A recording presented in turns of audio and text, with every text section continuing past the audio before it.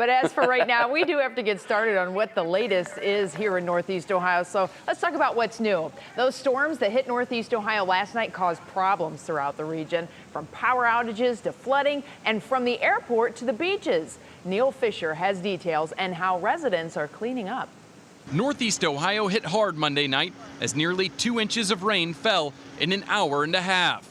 This man walking through feet of water to rescue a driver trapped at 117th and Madison in Lakewood. I haven't seen anything personally like that in Lakewood in the 20 years that I've lived there. The rainfall also caused problems at Edgewater Beach. Red flags are flying today after sewage overflow contaminated the area.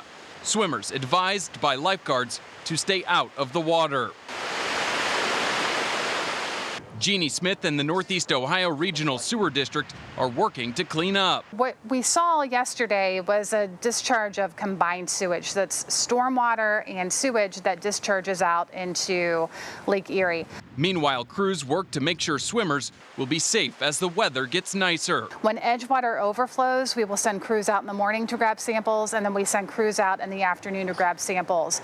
Those samples, that testing takes about 24 hours, so we won't have that first result until tomorrow morning. With the rain came wind gusts up to 46 miles per hour, which cut the power to thousands of Ohioans, including at Cleveland Hopkins International Airport, where computers and phone lines went down. We only had a few ticket counters open, a few TSA checkpoint counters open, so that led to some delays and some longer lines than usual.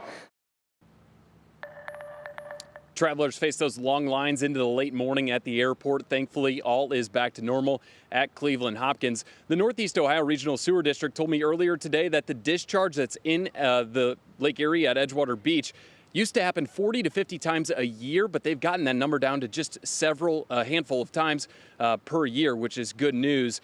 These red flags that are flying here at Edgewater Beach, they expect them to be flying tomorrow as well. Betsy. Yeah, and Neil, I think it's really important to point out, too, it's the rain rates in the thunderstorms that we had last night. Just absolutely inundating 1 to 2 inch per hour rain rates.